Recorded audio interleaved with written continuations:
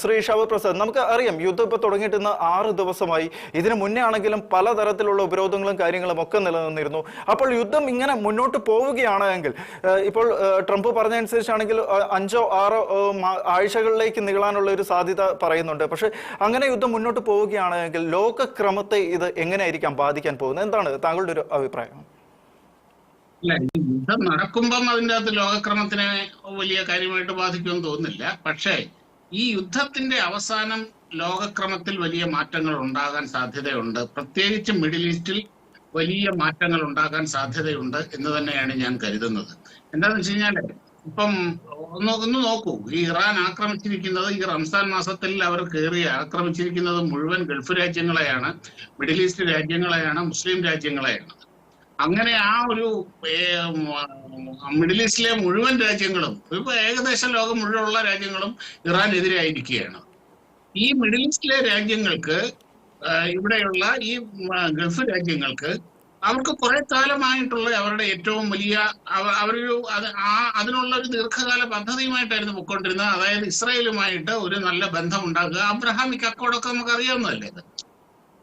അതിനു വേണ്ടിയിട്ടുള്ള നീക്കങ്ങൾ നടത്തി. UAE ഇസ്രായേലുമായിട്ട് നയതന്ത്ര ബന്ധം സ്ഥാപിച്ചു, വിമാന സർവീസ് ആരംഭിച്ചു.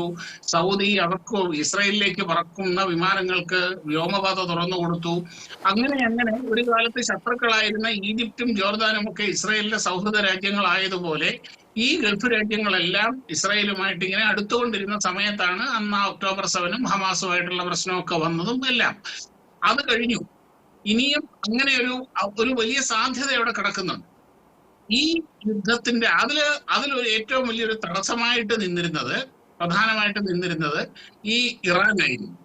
ഈ ഇറാനും കൂടെ അവസാനിച്ചു കഴിഞ്ഞാൽ, ഇറാനിൽ നിന്നുള്ള ഈ തീവ്രവാദ പിന്തുണയും കൂടെ അവസാനിച്ചു കഴിഞ്ഞാൽ ആ മിഡിൽ ഈസ്റ്റ് ഏകദേശം ഒരു സമാധാനപൂർണമാകും. ഇസ്രയേലിന് ശത്രു രാജ്യങ്ങള്, ഈ പറഞ്ഞ പോലെ കടുത്ത ശത്രു രാജ്യങ്ങൾ ഇല്ലാതാകും.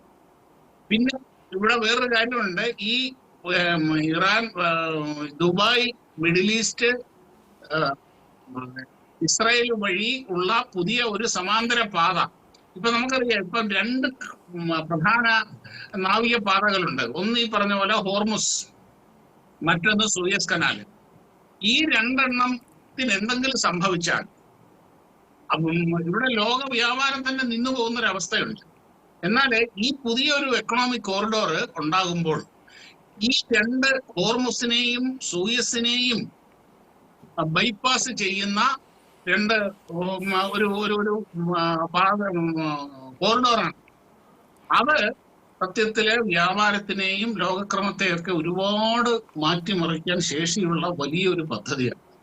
ഇവിടെ ഇപ്പൊ ആകപ്പാടെ കണ്ണിൽ കരടായിരിക്കുന്ന ഒരു പ്രശ്നമായിട്ട് നിൽക്കുന്നത് ഇറാൻ ഭരണകൂടവും ഇറാനിലെ മതഭരണകൂടവും അവർ ഈ വിമതർക്ക്, ഈ തീവ്രവാദികൾക്ക്, ഹിസ്ബുള്ളക്കൊക്കെ കൊടുക്കുന്ന പിന്തുണയുമാണ്. ഈ ഇറാൻ ഭരണകൂടം താഴെ വീഴുമ്പോൾ അവിടെ ഈ പറഞ്ഞ പോലെ ഈ ഗൾഫ് രാജ്യങ്ങളോടും അടുത്ത അയൽ രാജ്യങ്ങളോടും ഒക്കെ നല്ല നിലയിൽ, ഇപ്പം ഇറാനും, ഇപ്പം നമുക്കറിയാം Saudi, Oman, UAE, Qatar, Kuwait, ഇവരൊക്കെ എത്രയോ അടുപ്പത്തിൽ കഴിയുന്ന രാജ്യങ്ങളാണ്. അതുപോലെയുള്ളൊരു ബന്ധം സ്ഥാപിക്കാൻ കഴിയുന്ന ഒരു സർക്കാർ ഇറാനിൽ വരികയും ചെയ്യുകയാണെങ്കിൽ ആ മിഡിൽ ഈസ്റ്റിന്റെ ചിത്രം തന്നെ മാറും. മിഡിൽ ഈസ്റ്റിന്റെ ചിത്രം മാറുക എന്ന് പറഞ്ഞു കഴിഞ്ഞാല്, ലോക എണ്ണ വ്യാപാരത്തിന്റെ തലസ്ഥാനമാണ് മിഡിൽ ഈസ്റ്റ്.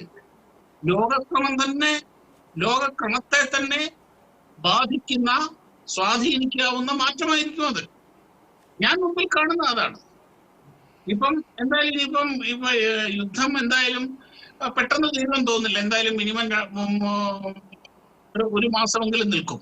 കാരണം എന്താണെന്ന് വെച്ചാല് ഇപ്പൊ ഇറാനിലെ സർവ ഭൗതിക സാഹചര്യങ്ങളും ഇൻഫ്രാസ്ട്രക്ചറുകളും തകർന്നാലും, സൈനിക ഇൻഫ്രാസ്ട്രക്ചറുകളും തകർന്നാലും, ആ ഭരണകൂടം അവിടെ നിന്ന് മാറണമെന്നുണ്ടെങ്കിൽ അവിടെ ബൂട്ട്സ് ഓൺ ഗ്രൗണ്ട്, അതായത് കരസേനയുടെ സാന്നിധ്യം ഉണ്ടാവണം. കരസേനയാണ് ആത്യന്തികമായി എപ്പോഴും ഒരു യുദ്ധം ജയിക്കുന്നത്. അപ്പൊ അവിടേക്ക് ട്രൂപ്പുകൾ എത്തണം. ട്രൂപ്പുകൾ എത്തണം എന്നുണ്ടെങ്കിൽ അത് എളുപ്പമുള്ള കാര്യമില്ല. ഇപ്പം ഇവര് യുദ്ധവിമാനങ്ങൾ അയച്ചു, 100 വിമാനങ്ങൾ അയച്ചു, കുറെ ബോംബ് ഇട്ടു, മിസൈലുകൾ അയച്ചു. അതുപോലെയല്ല കരസേനയുടെ മുന്നേറ്റം എന്ന് പറയുന്നത്. അവിടെ മനുഷ്യർ തന്നെയാണത്. അവർ നേരിട്ട് അവിടെ എത്തുകയാണെങ്കിൽ വലിയ വൻ ട്രൂപ്പിനെ അവിടെ കൊണ്ടുവരണം. അതിനു വേണ്ടിയിട്ടുള്ള ഒരുപാട് വലിയ തയ്യാറെടുപ്പുകൾ ആവശ്യമുള്ളൊരു കാര്യമാണ്. അതിനാവശ്യമായ സമയം ഇപ്പോൾ തന്നെ മനസ്സിലാക്കുന്നത് ഏതാണ്ട് 50,000-ഓളം അമേരിക്കൻ ട്രൂപ്സ് അവിടെ ഉണ്ട് എന്നാണ് ഗൾഫില്. അതുകൂടാതെ കൂടുതൽ അവരുടെ ആയുധങ്ങള്, ആമുനേഷൻസ്, സന്നാഹങ്ങൾ ഇതെല്ലാം എത്തിക്കണം. അതിൻ്റെതായ സമയമെടുക്കും.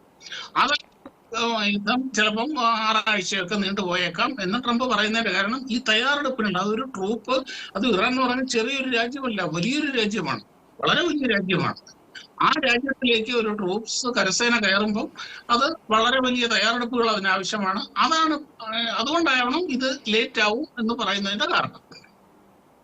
തീർച്ചയായിട്ടും. ഇപ്പൊ ഈ ഹോർമൂസ് കടലിടുക്കിന്റെ കാര്യം പറഞ്ഞല്ലോ, അത് ഹോർമൂസ് കടലിടുക്ക് അടച്ചു കഴിഞ്ഞു ഓൾറെഡി. അത് ഇനി വരും ദിവസങ്ങളിൽ ഇപ്പൊ ഒരു യുദ്ധം 1 മാസം നീണ്ടുപോവുകയാണെങ്കിൽ നമ്മളെ ഇന്ത്യ അടക്കം അത് എത്രത്തോളം ഭീകരമായിട്ട് ബാധിക്കാനുള്ള ഒരു സാഹചര്യം നിലനിൽക്കുന്നുണ്ട്. നമുക്കറിയാം മറ്റൊരു ചരക്ക് നീക്കത്തിനുള്ള വഴികളൊക്കെ വീണ്ടും തുറന്ന് ഈ ചരക്കുകളൊക്കെ ആ വഴി എത്തിക്കുമ്പോഴേക്കും അത് ഒരു ടൈം പീരീഡ് എടുക്കുമെന്നുള്ളൊരു കാര്യം വാസ്തവമാണ്. അതുപോലെ തന്നെ അതിനുള്ള ഒരു ചെലവ് അത് എത്രത്തോളം ഭീകരമായിരിക്കുമെന്ന് നമുക്ക് ഊഹിക്കാം. ഉള്ളൂ.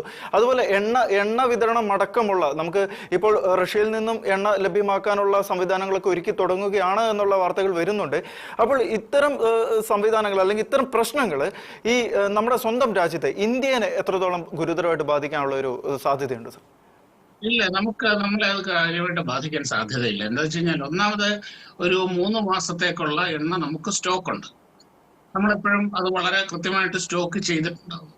പിന്നെ മറ്റൊന്ന്, റഷ്യയുമായുള്ള എണ്ണ കച്ചവടം എത്രയോ നാളായിട്ട് നടക്കുന്നതാണ്, ഓൾറെഡി ചെയ്യുന്നത്. അതായത് പുതിയൊരു കരാറുണ്ടാക്കി പുതിയൊരു മാർഗം കണ്ടുപിടിച്ച് അങ്ങനെ ഒരു സോൾവ് ചെയ്യേണ്ട അവസ്ഥ ഇല്ല. റഷ്യയിൽ നിന്ന് മേടിച്ചുകൊണ്ടിരിക്കുന്ന എണ്ണ കൂട്ടിയാൽ മാത്രം മതി, അത്രമാത്രം മതി. കാര്യം ഓൾറെഡി നടക്കുന്ന ഒരു കച്ചവടമാണത്. ആ കച്ചവടത്തിന്റെ ക്വാണ്ടം കൂട്ടേണ്ട കാര്യമേ ഉള്ളൂ. അത് ബുദ്ധിമുട്ടുള്ള ഒരു കാര്യമല്ല അത്. പിന്നെ ഇവിടെ സത്യത്തിൽ ഇന്ത്യക്ക് ഒരു വലിയ സുവർണാവസരം കൂടിയാണത്. കാര്യം ഇപ്പം ആർക്കെങ്കിലും യൂറോപ്പിനോ അമേരിക്കയ്ക്കോ അവർക്ക് ഇന്ത്യ റഷ്യയിൽ നിന്ന് എണ്ണ മേടിക്കുന്നു എന്നും പറഞ്ഞുകൊണ്ട് ബഹളം ഉണ്ടാക്കാൻ പറ്റുമോ? പറ്റില്ല. കാര്യം അവിടെ റഷ്യയായിട്ട് നടക്കുന്ന ഇടപാടിന്റെ ഗുണം എന്താന്ന് പറഞ്ഞാൽ, ഒന്ന് വില കുറഞ്ഞു കിട്ടുന്നു. അത് മാത്രമല്ല, റൂബിൾ ട്രാൻസാക്ഷനിൽ ഇടപാടിലാണ് റഷ്യയിൽ നിന്ന് എണ്ണ വാങ്ങുന്നത്. അത് ഇന്ത്യക്ക് വലിയ എക്കണോമിക്കലി വലിയ നേട്ടമാണ്. ഈ ഒരു അവസരത്തിൽ പരമാവധി എണ്ണ വാങ്ങി മാക്സിമം ലാഭത്തിൽ വാങ്ങി സംഭരിക്കാനുള്ള ഒരവസരം കൂടിയാണ് ഇന്ത്യക്ക് വന്നിരിക്കുന്നത്. പിന്നെ ഹോർമസില് പിന്നെ വേറെന്ന് പറഞ്ഞാൽ LNG നമുക്ക് കിട്ടിക്കൊണ്ടിരിക്കുന്നത് ഖത്തറിൽ നിന്നാണ്. അതിപ്പോ അവിടെ കുടുങ്ങി കിടക്കുകയാണ്. പക്ഷെ ഈ ഹോർമോസ് ഇവര് ക്ലോസ് ചെയ്തിട്ടു എന്ന് പറഞ്ഞു കഴിഞ്ഞാൽ മതിൽ കെട്ടി അടക്കിയെന്നല്ല. അവിടെ കപ്പലുകളും അവരുടെ സൈനിക സന്നാഹങ്ങളും ഉപയോഗിച്ചുകൊണ്ട് അതുവഴി പോകുന്ന കപ്പലുകളുടെ സുരക്ഷാ ഭീഷണി ഉയർത്തുക എന്നുള്ളതാണ് ചെയ്യുന്നത്. അവരുടെ നേവിയുടെ കപ്പലുകൾ മുഴുവൻ ഇവർ മുക്കി കഴിഞ്ഞു. അവരുടെ നേവൽ അസറ്റ്സ് ഏതാണ്ട് മുഴുവൻ പോയി കഴിഞ്ഞു. അവരുടെ മിലിറ്ററി അസറ്റ്സും ഏതാണ്ട് മുഴുവൻ തകർത്തു കഴിഞ്ഞു. ഇനി എങ്ങനെ അവർക്ക് ഹോർമസ് നിയന്ത്രിക്കാൻ കഴിയും? ഹോർമസ് നിയന്ത്രിക്കാൻ വേണ്ട സന്നാഹങ്ങൾ ഇല്ലാതായിക്കൊണ്ടിരിക്കുകയാണ് ഡേ ബൈ ഡേ. അതുകൊണ്ട് ഹോർമസ് ഇങ്ങനെ സ്ഥിരമായിട്ട് എന്നത്തേക്ക് പോലെ അങ്ങനെ അടച്ചിടാൻ പറ്റുമെന്ന് തോന്നുന്നില്ല. പറഞ്ഞ പോലെ 33 കിലോമീറ്റർ വീതിയുള്ള ഒരു കടലെടുക്കാണ് ഹോർമസ് കടലെടുക്ക്. ഈ 33 കിലോമീറ്റർ വലിയൊരു മതിൽ കെട്ടി വെക്കുക അല്ലല്ലോ ചെയ്യുന്നത്. അതാണ് അതിന്റെ വ്യത്യാസം. അത് മാത്രമല്ല, ഇപ്പൊ അമേരിക്കൻ അവർ പറഞ്ഞിട്ടുണ്ട്, ഹോർമസിൽ കൂടെ കടന്നു പോകുന്ന കപ്പലുകൾക്ക് അമേരിക്കൻ വ്യോമസേന വേണമെങ്കിൽ സപ്പോർട്ട് ചെയ്യും. ഇന്ത്യൻ നേവിയും അവിടെ എത്തിയിട്ടുണ്ട്. നമ്മുടെ കപ്പലുകൾക്ക് ഭീഷണി ഉണ്ടായിക്കഴിഞ്ഞാൽ നമുക്ക് ഇടപെടാതിരിക്കാൻ പറ്റില്ലല്ലോ. നമ്മുടെ ഏതാണ്ട് 150ഓളം കപ്പലുകൾ അവിടെ കിടക്കുന്നുണ്ട്. ഇപ്പൊ അത് വെയിറ്റ് ആൻഡ് സീ. അത്